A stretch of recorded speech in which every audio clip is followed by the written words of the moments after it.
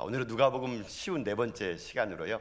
누가복음 13장 18절부터 21절까지는 말씀을 가지고 겨자씨 한 알의 꿈, 겨자씨 한 알의 꿈이란 제목을 가지고 하나님 말씀 함께 이 시간 나누도록 하겠습니다. 예수님은 어떤 분이셨을까? 제가 예수님의 삶을 이렇게 보게 되면요, 예수님은 꿈꾸시는 분 같습니다. 아니, 예수님은 꿈 그 자체였던 것 같습니다. 예수님은 참 많은 꿈을 가지고 그 꿈을 이 땅에 이루시기 위하여 삶을 살았던 분 같습니다. 예수님은 삶이 꿈이었고 예수님은 삶의 자체가 비전이었던 것이죠. 예수님은 그 꿈을 꾸시면서 사랑한 제 아들을 불렀습니다. 제 아들을 불러놓고 그저 일 시켜 먹으려고 편하려고 부른 게 아니고요, 예수님 안에 있는 꿈을 그들에게 주고자 했던 겁니다. 예수님의 그 하나의 꿈은 제자들에게 그 꿈이 전달됐고, 그 제자들의 꿈은 또 다른 사도들에게 전달되고, 그 꿈은 유럽을 불태우고 미국을 불태우고 이 조선 땅 한반도까지 와서 그 꿈은요, 오늘 우리에게까지 전달된 겁니다. 예수님의 꿈은 하나님의 나라입니다. 하나님의 나라가 이 땅에 이루어지는 그 꿈을 꾸고, 예수님은 오늘도 제자들에게 하나님의 나라에 대한 꿈의 이야기를 오늘 본문에서 해주고 계십니다. 오늘 본문의 이야기를 잘 듣다 보면은요, 예수님은 제자들에게만 그 꿈에 대한 이야기를 한 것이 아니라 오늘 이 시대를 살아가는 우리들에게도 우리를 향한 예수님의 꿈이 있다고 말씀하고 계시는데, 그 꿈이 무엇일까요? 자, 우리 말씀 18절부터 19절 말씀을 같이 한번 읽어보도록 하겠습니다. 자, 말씀 읽어보겠습니다. 시작. 그러므로 예수께서 이르시되 하나님의 나라가 무엇과 같을까? 내가 무엇으로 비교할까? 마치 사람이 자기 채소밭에 갖다 심은 겨자씨 한 알 같으니 자라 나무가 되어 공중의 새들이 그 가지에 깃들었느니라. 아멘. 자, 예수님이 하나님 나라의 꿈을 얘기하십니다. 하나님의 나라를 뭘로 얘기하지? 뭘로 비교할까? 그러다가 그 당시에 흔하기 흔한 겨자씨를 보면서 예수님께서요, 오늘 비유를 얘기합니다. 겨자씨를 하나를 심었대요, 채소밭에다가. 근데 그 씨가 자라가지고 오늘 예수님 말씀으로 보게 되면요, 커다란 나무가 됐다 그럽니다. 나무가 돼가지고 울창한 숲이 되니까 새들이 깃들었다. 하나님의 나라는 이와 같다는 겁니다. 그리고 우리들에게 심어준 꿈도 이와 같다는 것이죠. 처음에는 작아요, 연약해 보이지만, 그러나 그것이 나중에는 자라게 된다는 겁니다. 이게 하나님의 나라이고, 이게 하나님 나라를 꿈꾸는 사람들이 살아가야 될 자세라는 것이죠. 이 말을 가지고 그냥 우리들의 삶에도 적용하면요, 간단합니다. 우리들의 인생에도 꿈이 있습니다. 그 꿈이 작죠. 아니, 그 꿈을 이루기 위해서는 우리가 작죠. 그러나 예수님이 얘기합니다. 작다고 꿈마저 작을 수는 없다라는 겁니다. 작을지라도 큰 꿈을 가지고 살아가라. 지금 삶이 빡빡하고 힘들더라도 심겨진 작은 씨를 가지고 그 꿈을 크게 이루고 살아가라. 그게 오늘 우리가 주시는 하나님의 메시지가 될 수 있는 거거든요. 자, 그렇다면 오늘 예수님께서는요, 이 두 가지 비유, 겨자씨 비유와 누룩의 비유를 통해서 어떻게 하나님의 큰 꿈을 그분은 꿨을까요? 그리고 그 큰 꿈을 도대체 우리 보고 어떻게 꾸라고 하는 것일까요? 그래서 오늘 우리가 이 본문의 말씀을 통해서 우리가 진짜 꿈꾸는 자라면 무엇을 가지고 살아가야 될 것인가를 오늘 본문의 말씀을 통해서 살펴보는 가운데, 전 여러분의 인생의 삶이 날마다 꿈꾸는 대로 이루어지는 믿음의 종들 다 될 수 있기를 여러분 주님의 이름으로 축복드립니다. 자, 그럼 첫 번째로 꿈꾸는 자는 무엇을 가지고 살아가야 될까요? 오늘 본문의 말씀 이 비유를 통해서 얘기하자면요, 꿈꾸는 자가 있어야 될 것 있습니다. 첫째가 뭐냐면요, 생명력을 가지고 살아가라라는 겁니다. 생명력을 가지고 살아가라. 그게 바로 예수님께서 말씀하신 꿈꾸는 자가 필요한 첫 번째 일이라는 겁니다. 자, 이 누가복음 13장에는요, 참으로 많은 비유가 많이 나오게 되는데, 이 겨자씨 비유와 누룩 비유는요, 독특합니다. 물론 마태복음 13장에도 예수님께서는 이 비유를 말씀하시는데요, 내용이 거의 비슷해요. 근데 여러분 보세요. 이 겨자씨 비유와 누룩 비유의 특징이 있습니다. 특징이 뭐냐면 한 두 가지가 있어요. 뭐냐면요, 첫 번째는 작다라는 겁니다. 겨자씨도 작고 누룩도 되게 작아요. 근데 또 하나 특징이 있어요. 그게 뭐냐면 둘 다 생명력이 있다는 겁니다. 생명. 바로 이겁니다. 예수님께서는요, 겨자 시비를 통해서 하나님의 나라는 생명력이 있기에 작게 시작할지라도 마침내는 마지막 날에 큰 나라를 이루는 것처럼 우리에게 하나님의 꿈이 있다면 지금 작더라도 결코 포기하지 말라는 얘기예요. 시간이 지나면 언젠가는 자라게 될 텐데 자라게 되면은 그 꿈이 이루어질 거라는 겁니다. 여러분 한번 이렇게 예를 들어볼까요? 어떤 큰 바위가 있다 칩시다. 이 바위가 있는데 바위와 씨가 있다 칩시다. 이 바위와 씨는요, 겉으로 볼 때는 바위는 커 보이고 씨는 작아 보입니다. 그러나 차이점 뭔지 아십니까? 바위는 커 보여도 생명이 없습니다. 그러나 씨는 작더라도 생명이 있어요. 그럼 누가 이길까요? 이 자그마한 씨가 바위를 깨트릴 수 있다는 겁니다. 실제로 여러분 그런 게 있었거든요. 이 그림 보시겠습니까? 여러분 이 사진 보세요. 자, 여러분 이 사진은요, 이 바위에다가 나무를 심은 게 아니고 바위가 있었는데요, 거기에 그 바위 틈으로 씨앗이 떨어졌나 봐요. 씨앗이 떨어졌는데 이 씨앗이 자란 겁니다. 아주 연약한 씨앗이 자랐는데 나중에는 이 씨앗이 어떻게 된지 아십니까? 바위를 쪼개고요, 나무로 자라온 그런 거예요. 인터넷에서 이 사진이 화제가 돼가지고 많은 사람들이 이 사진을 올렸는데, 이 사진을 올린 이 작가가 이렇게 글을 썼더라고요. 이 사진의 제목을요, 생명은 길을 찾아내기 마련이다. 그러면 이 사진을 올렸더라고요. 참 신기하지 않습니까? 어떻게 저런 조그만한 씨앗이 저 두꺼운 바위를 쫙 쪼개고 저기에서 생명이 자랄 수 있을까요? 여러분 그만큼요, 생명은 우리들이 갖고 있는 생각보다 더 강력하다는 겁니다. 작고 연약할지 모르지만요, 생명은요 초월적인 힘이 있는 거거든요. 골리앗을 썼던 다윗도 큰 칼로 이긴 거 아닙니다. 작은 물맷돌로 이겼거든요. 초대교회 성도들도요, 많은 걸 가지고 한 거 아닙니다. 연약하지만 그제가 없는 작은 그 작지만 성령이 함께 했을 때 시대를 뒤집어 엎는 놀라운 일이 있었거든요. 여러분 삶 가운데 바위와 같은 난관이 분명히 있을 겁니다. 큰 바위처럼 여러분의 인생의 꿈들을 막는 장애물이 있을 거예요. 그러나 여러분 그 바위 앞에서 울지 마십시오. 포기하지 마십시오. 생명이 있으면은요, 반드시 그 생명은요 모든 난관을 뚫을 수가 있게 된다는 겁니다. 그래서 하나님의 나라는요, 그렇게 생명력 있는 사람을 통해서 이 땅에 이루어진다는 것입니다. 자, 여러분 이 본문에 겨자씨를 그저 작은 걸로만 본다 그러면요, 이렇게 생각할 수 있습니다. 작은 것만 가지고 얘기하면 예수님이 굳이 이 겨자씨를 보일 필요가 없어요. 여러분 작다 그러면은요, 그냥 뭐 모래 알은 겨자씨보다 더 작아요. 먼지는 더 작겠죠.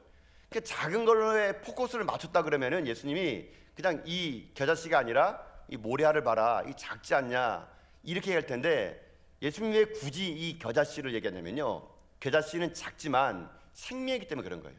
모래알은 생명이 없어요, 작다 하더라도. 그래서 예수님은 작지만 생명력 있는 이 겨자씨가 큰 일을 이룬다라는 겁니다. 여러분 겨자씨를 혹시 본 적 있으십니까? 본 적 없으시죠? 그래서 보여드리겠습니다. 봐보시겠습니다. 여러분 이게 겨자씨예요. 자, 여러분 잘 들어보세요.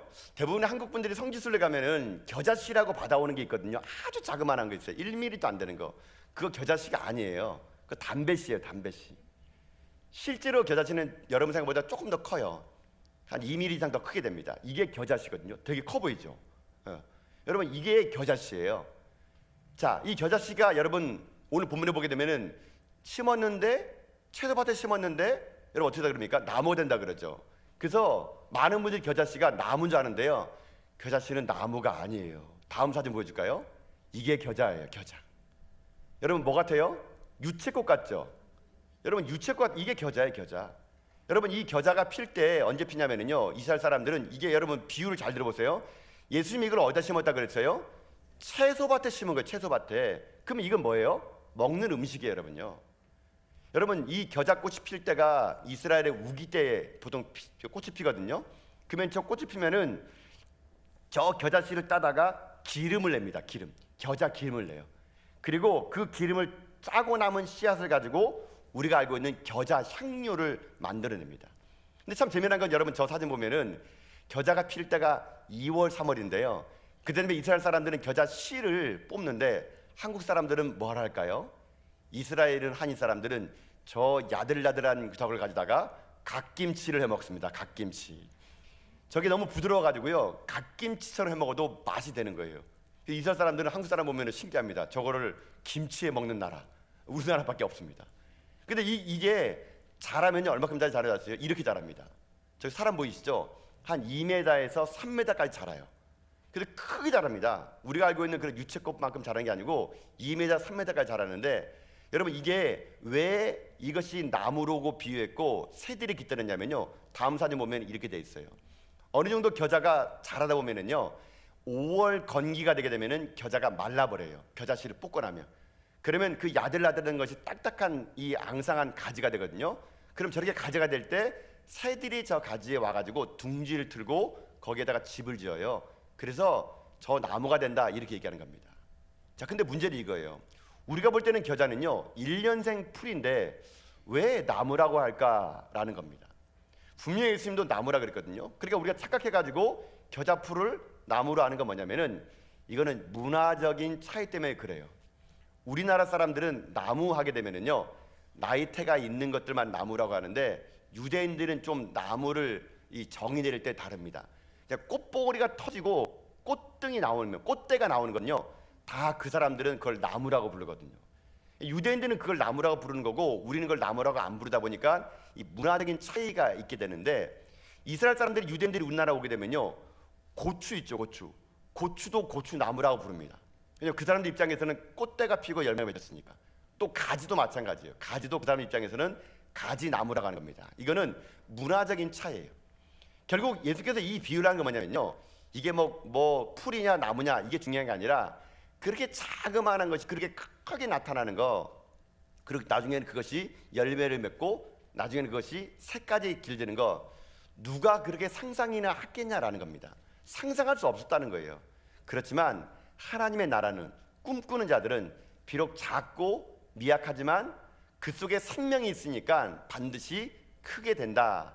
이것이 오늘 이 비유의 포커스라는 겁니다. 그래서 오늘 이 비유의 핵심은요 크기가 아니에요. 크기가 아니라 생명이 있냐 없냐, 이게 중요한 거랍니다. 생명이 있으면 작더라도 힘이 있다는 거예요. 그렇기 때문에 하나님의 나라는 생명력, 꿈꾸는 사람은 그 안에 있는 생명력으로 이 일을 감당할 수 있다는 겁니다. 여러분, 그러면 생명이라는 게 뭘까요? 무엇이 생명일까요? 우리는 어떻게 그 생명을 얻을 수 있을까요? 간단합니다. 생명은요 예수 그리스도, 그분이 생명이에요.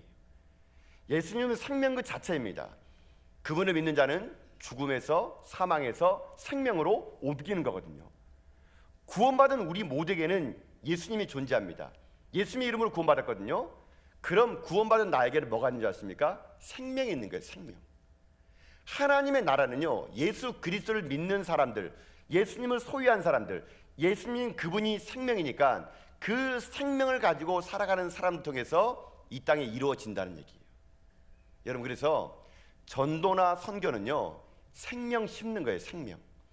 내게 생명이 있어야 생명을 심는 거거든요. 그 때문에 여러분, 전도나 선교는요 아무나 가는 게 아니에요. 정말 확실한 예수 그리스도의 구원의 감격 속에 생명이 있는 사람들, 이런 사람들이 가서 또 다른 생명을 낳는 거, 이게 전도이고 이게 선교라는 것이거든요. 여러분, 그러면 우리가 무엇을 해야 될까요? 내게 예수님이 계시고 생명이 있다면 우리가 할 일은 뭘까요? 간단해요. 소망을 갖는 거예요. 소망을요. 내 안에 예수님이 계시기 때문에, 생명이기 때문에, 생명은 반드시 자라는 거기 때문에 소망을 갖는 거, 이게 바로 주님께서 우리 가운데 부탁하시는 말씀이라는 겁니다. 여러분, 그렇기 때문에 예수 믿는 사람들은요 어떤 상황과 어떤 절망적인 상황 속에 있을지라도 낙심해서는 안 되는 이유가 여기에 있는 겁니다. 왜 낙심하면 안 될까요? 생명 있는 예수님이 내게 있기 때문에. 내 안에 예수님이 계신 사람은 생명이기 때문에요 우린 절망할 수 없습니다. 그러나 교회를 수십 년 다니더라도 그냥 교회 문턱만 왔다 갔다 하는 종교인들에게 예수님이 없게 되면요 절망하고 낙심하게 되는 겁니다. 여러분들이 낙심한다면 다시 한번 여러분의 신앙을 점검하세요. 내 안에 정말 하나님이 계신가? 성령님이 함께 하신가? 내가 정말 믿음으로 구원받는 거 맞는가? 날마다 점검하셔야 돼요. 그래서 내 안에 있는 생명 되신 예수님의 그 힘을 가지고요 여러분이 모든 절망을요 이겨나가는 여러분 될 수 있기를 여러분 주님의 이름으로 축복합니다. 근데 왜 대부분의 사람들이 그 생명 되신 예수님이 있음을 불구하고 절망할까요? 간단해요. 제가 볼 때는요 생명 보지 않고 크기를 보니까 항상 절망하는 겁니다. 크기 때문에. 나를 바라보면 맨날 뭐라 합니까? 작다고 느껴지죠. 연약하다고. 맞습니다. 우린 작아요. 연약해요. 그렇지만 내 안에 계신 예수님은 작은 분이 아니거든요. 나의 작은 가슴에 큰 하나님을 모신 사람들은 여러분 절망해서는 안 되는 겁니다. 크기 때문에 여러분 절망하지 마세요. 제가 보니까 목회 보면은요, 많은 분들이 이런 분이 있어요. 절망을 참 잘하는 분이 계세요. 참 그런 보게 되면은 절망도 은사예요, 은사. 어떻게 그렇게 절망을 잘하시는지. 똑같은 환경 속에서 절망을 합니다. 근데 대부분 절망하는 사람 물어보면은요, 크기 보고 나는 이 사람보다 돈이 없고, 이 사람보다 작은 아파트에 살고, 이 사람보다 힘이 없고, 맨날 남과 비교해가지고요, 작대요, 작대. 작다는 생각 때문에 자기 안에 생명을 하찮게 여기는 거예요. 그래서 하는 말이 뭡니까? 난 할 수 없어요. 나는 안 돼요. 나는 벌레만도 못해요. 여러분, 이런 말들을 할 때마다 예수님이 답답할 것 같아요. 여러분, 우리는 작지만 예수님은 큽니다. 여러분은 벌레가 아니에요. 이 복음송 빨리 바꿔야 돼요. 뭐 세상에서 방황하다 나 주는 몰랐네. 그늘의 후렴부에 벌레만도 못한 내가 용서받을 수 있을까요? 용서받아요, 여러분요. 맨날 여기 와가지고 여러분 벌레 얘기하지 마세요. 맨날 바퀴벌레들이 예배하고 막 그냥 사마귀들이 뛰어다니고. 예배당은 곤충의 세계가 아닙니다, 여러분요. 여러분들 그런 고백은 그냥 예수 믿을 때 한 번이면 좋게요. 맨날 모여서 나는 작아요, 나는 할 수 없어요. 여러분, 왜 여러분 작음을 보십니까? 왜 여러분의 작음을 보세요? 하나님의 크심을 봐야죠. 나는 할 수 없지만 하나님 할 수 있다면 그 하나님의 크심을 아는 것, 그게 지혜로운 거고 그게 믿음의 고백인 거예요. 뭐 예를 들면 보십시오. 만약에 집에 뭐 한두 살 먹은 아기가 있다 칩시다. 여러분, 한두 살 먹은 아기가 내가 작지만 우리 집안의 경제를 보탬하기 위해서 내가 오늘부터 분유를 조금씩만 먹어야겠다.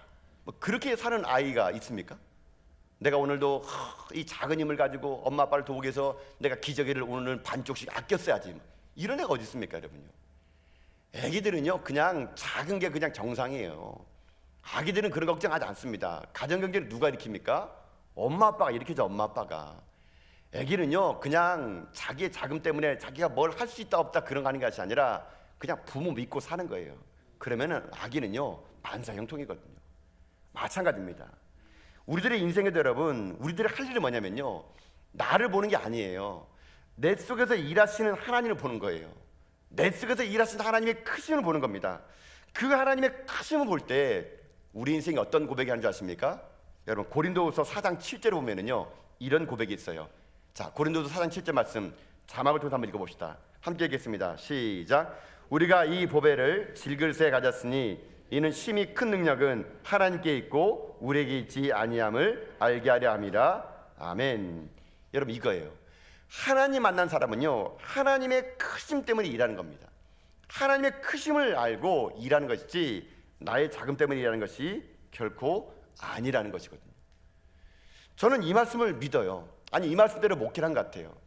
여러분, 제가 목회를 할 때마다 때로는요, 얼마나 많은 일을 감당할 때 때로는 이것이 용기가 없을 때가 있어요. 여러분, 제가 얼마나 소심한 남자인지 아십니까, 여러분요? 뭐 하나 그러려면 할까 될까 말까 진짜 고민도 많고 어떨 때는 결정도 못 내리고요. 그래서 맨날 기도하면서 주여 어떻게 하면 좋을까요? 이럴 때마다 하나님이 제게 주는 말이 있습니다. 어떤 말인지 아십니까? 야, 내가 하지 네가 하냐? 내가 하지 네가 하냐? 네가 목회한다고?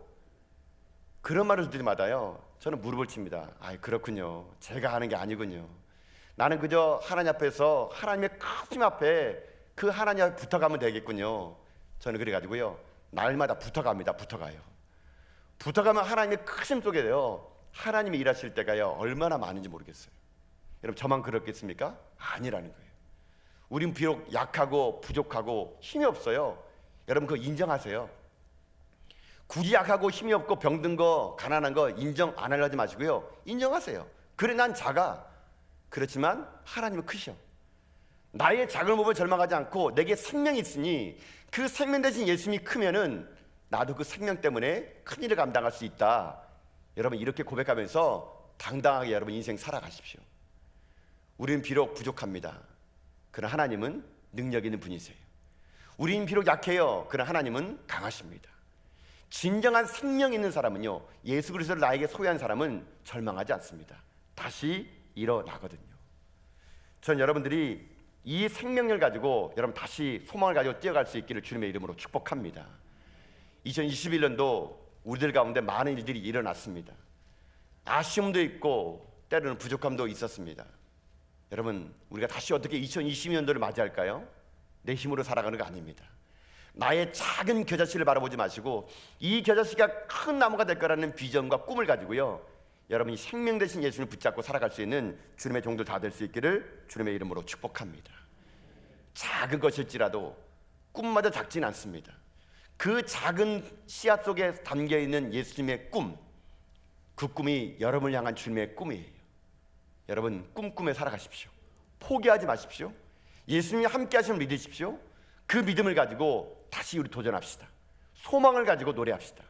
겨자씨 하나의 꿈이 큰 나무가 되어서 이 땅 가운데 하나님 나라를 만드는 그 꿈을 꿨던 것처럼 전 여러분의 남은 인생이 이 땅 가운데 꿈꾸는 자가 되어 그 꿈으로 말미암아 이 땅에 하나님의 나라를 만들어가며 여러분이 소망 가운데 하나님의 큰 일을 감당해 나가는 여러분 인생길 다 될 수 있기를 여러분 주님의 이름으로 축복드립니다. 여러분, 이것이 예수님의 꿈이었어요. 예수님의 첫 번째 꿈은요, 그렇게 겨자씨의 비유를 통해서 생명력을 가진 자는 결코 포기하지 않는다라는 겁니다. 자, 두 번째는 뭐냐면요, 두 번째는 꿈꾸는 자가 가져야 될 또 두 번째가 있다는 겁니다. 첫 번째가 한마디로 말하면 생명력이라면 두 번째는요, 영향력을 가지고 살라는 겁니다. 자, 꿈꾸는 자의 두 번째 가져야 될 마음, 영향력을 가지고 삶을 살아가야 된다. 자, 오늘 또 하나의 비유가 있는 이 누룩의 비유를 오늘 말씀을 통해서 봅시다. 자, 오늘 말씀입니다. 여러분 20절과 21절 말씀 보도록 합시다. 자, 함께 말씀 읽어보겠습니다. 시작. 또 이르시되 내가 하나님의 나라를 무엇으로 비교할까? 마치 여자가 가루 서말 속에 갖다 넣어 전부 부풀게 한 누룩과 같으니라 하셨더라. 아멘. 자, 잘 보십시오. 여기 밀가루 갈이 있어요. 밀가루가 있는데 이 밀가루 속에 누룩을 넣었대요. 누룩은 작아가지고요, 보이지 않아요. 마치 어찌 보게 되면은 이 큰 밀가루 앞에 누룩은요, 작디 작은 것처럼 보입니다. 그리고요, 큰 밀가루는 누룩을요 집어 삼킨 것처럼 보여가지고 누룩은요 흔적도 없어요. 그러나 그 누룩은 그 밀가루 속에 들어갔을 때 어떤 일을 발생합니까? 이 밀가루를 부풀게 할 수 있는 것이죠. 이 밀가루를 부풀게 해가지고요 모양을 변화시킵니다. 어떻게 해요? 누룩의 작은 그 힘을 가지고요. 여러분, 바로 이거와 마찬가지라는 겁니다. 우리 그리스도인들은요, 예수님이 뭐라고 하는지 아십니까? 누룩처럼 살아갈래요. 이 땅에 작을지라도 이 시대 가운데요, 영향력 있는 그리스도 살아가라. 그게 꿈꾸는 자가 되어야 될 두 번째 하나님께서 우리에게 주시는 말씀이 될 수 있는 겁니다. 여러분, 세상을 한번 바라보세요. 세상은요, 힘 있고 돈 있고 권력 있는 사람이 다 차지한 것처럼 보여요. 그러나 그렇지 않아요. 아무리 큰 제국도요 영원하지 않아요. 아무리 권세 있는 자도 영원토록 그 권세 보좌에 있지 않아요. 다 물러나고 나라는 망해요. 그 모든 것을 다 좌지우지한 게 뭔지 아십니까? 자그마한 누룩 같은 존재들이 그 역사를 바꿨다는 거거든요. 여러분, 이거라는 겁니다. 우리 그리스도인 이 땅의 삶을 살아갈 때 그렇게 살라는 얘기예요. 비록 작을지라도 우리가 누룩만이 가지는 독특함을 가지고요 밀가루 속으로 들어가라는 얘기예요. 그러면 그 밀가루가 분명히 바뀐다는 겁니다. 여러분, 이것이 꿈꾸는 자가 이뤄야 될 두 번째입니다. 여러분, 그래서 교회는 누룩과 같아요. 이 땅의 교회가 정말로 교회다운 누룩을 자랑하게 되면요 세상은요 교회 때문에 반드시 바뀌어야 되는 거거든요. 여러분, 그런데 왜 세상이 바뀌지 않을까요? 왜 이 땅에 그리스도인들이 1000만 명 이상 된다 그러는데 왜 세상이 이렇게 안 바뀔까요? 간단해요. 우리 그리스도인들이 밀가루로 살기 때문에 그런 거예요. 우리는 분명히 꿈꾸는 자는 누룩처럼 살라고 하는데요 우리는요 어떤 유혹을 받는지 아십니까? 밀가루로 살고 싶은 거예요. 여러분, 혹시 여러분 직장에서 여러분들이 교회 다니는 거 혹시 아세요? 여러분, 이웃 주민이 혹시 여러분 교회 다니는 거 아세요? 우리는요 다 큰 밀가루 덩어리 속에 그저 독특한 맛을 내는 누룩이 아니라 그저 밀가루로 숨어 지내고 싶은 겁니다. 왜요? 편하니까. 굳이 내가 목사도 아니고 선교사도 아닌데 직장에 와가지고 내가 그렇게 예수 믿는 척 할 필요 뭐 있겠습니까? 뭐 아파트 주민들 앞에서 내가 교회 다니는 사람이라고 굳이 내가 뭐 말할 필요 있겠습니까? 우리는요 다 밀가루 살고 싶은 그런 존재들이에요. 그러니까 세상이 변하지 않는 거예요, 여러분요. 여러분, 교회는 어떤 곳이냐면요, 누룩을 만드는 곳이에요. 누룩. 교회는요 세상과 똑같은 밀가루를 만드는 곳이 아니에요. 교회는요 누룩을 만들어서 그 독특한 누룩을 통해서 세상을 변화시키는 거, 그게 예수님의 꿈이에요. 그래서 교회는요 꿈의 발전소예요. 성도들을 누룩으로 만들어야 되는 거예요. 여러분, 저 같은 목회자가 할 일이 뭔지 아세요? 여러분들이요 다르게 살아가게 만들어야 되는 거예요. 독특하게. 자꾸만 성도들이 밀가루 내려가는 것을 막고 독특한 누룩으로서 영향력 줄 수 있도록 예배를 드리고 말씀을 선포하고 성경을 공부하고 전도를 하면서 우리 스스로가 세상과 다른 누룩의 존재로 살아가기를 만드는 거, 그게 바로 제가 할 일이고요, 교회가 할 일이거든요. 여러분, 우리는요 그거 하자고 모인 겁니다. 이 땅의 삶을 살아갈 때 우리들이 자꾸만 밀가루 되려는 것을 거부하고요, 진정한 누룩 같은 인생을 살아갈 때 여러분, 다시 한번 교회는요 세상을 주목하게 될 거라는 것입니다. 교회는 세상에 있는 것을 주는 곳이 아닙니다. 교회는 세상에 없는 교회만의 독특함을 주는 곳이에요.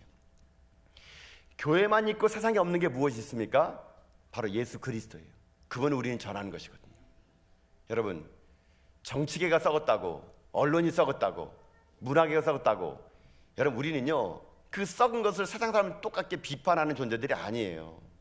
어떻게 해야 됩니까? 우리는요 변화시키는 존재예요. 정치계가 썩었다고 말하기 전에 우리는요 정치계에 보낼 누룩을 만들면 됩니다. 그곳에 가서 그 정치계를 하나님의 나라로 만들어낼 수 있는 사람들을 보내면 되는 겁니다. 경제계가 여러분 혼란스럽습니까? 이 나라 이 경제를 하나님의 뜻대로 올바르게 인도할 수 있는 사람을 우리가 누룩처럼 만들어 가지고요 그들을 그곳에 보내는 거예요. 문화계가 타락했습니까? 귀신의 문화예요? 이런 문화 가운데 어떻게 살 거냐고 여러분 발만 동동 구르는 게 아니라 교회는요 그 문화계를 뒤집어볼 만한 누룩을 만들어 가지고 그들을 보내는 거예요. 가는 곳곳마다 예수 믿는 사람들이 누룩 같은 역할을 하게 되면요 세상은요 다시 새로워질 거라고 저는 믿습니다. 이게 예수님이 여러분을 향한 꿈이에요. 누룩처럼 살아가라고. 목사가 목사다워지고, 성도가 성도다워지고, 교회가 교회다워지는 거예요. 그렇게 살라는 얘기예요. 그러면 그게 꿈꾸는 자가 이 땅 가운데 이루어질 두 번째 일이 될 수 있는 거거든요. 여러분이 지금 세상에 물들어가고 있습니까? 예수에 물들어가고 있습니까? 세상에 영향력을 주고 있습니까? 세상에 영향을 받고 있습니까? 내게 생명이 있다면, 겨자씨만한 하나님의 생명의 예수 그리스도가 있다면 이 생명은요 반드시 영향력 줄 수 있게 된다는 겁니다. 저는 그래서 여러분의 인생의 삶이 어느 곳에 가든지 세상 가운데 밀가루로 여러분 뭉쳐서 그저 흔적도 없이 사는 인생이 아니고요, 여러분 독특한 누룩을 가지고 그 힘을 가지고 여러분의 가정을 변화시키시고 학교를 변화시키시고 여러분 직장을 변화시키는 데 쓰임받는 이 시대 누룩 같은 꿈꾸는 자가 될 수 있기를 주님의 이름으로 축복합니다. 이게 우리 가운데 주신 주님의 꿈이에요. 사랑하는 성도 여러분, 이제 우리는 2021년도를 마무리하고 있습니다. 새로운 2020년을 꿈꾸고 있습니다. 새로운 한 해가 꿈꾸는 한 해가 되려면 주님 우리 가운데 말씀하십니다. 생명력을 가지라고. 내 안에 계신 예수 그리스도의 생명을 가지고 나의 자금을 보지 말고 주님의 크신을 보고 소망을 가지고 달려가라고요. 또 하나는 무엇입니까?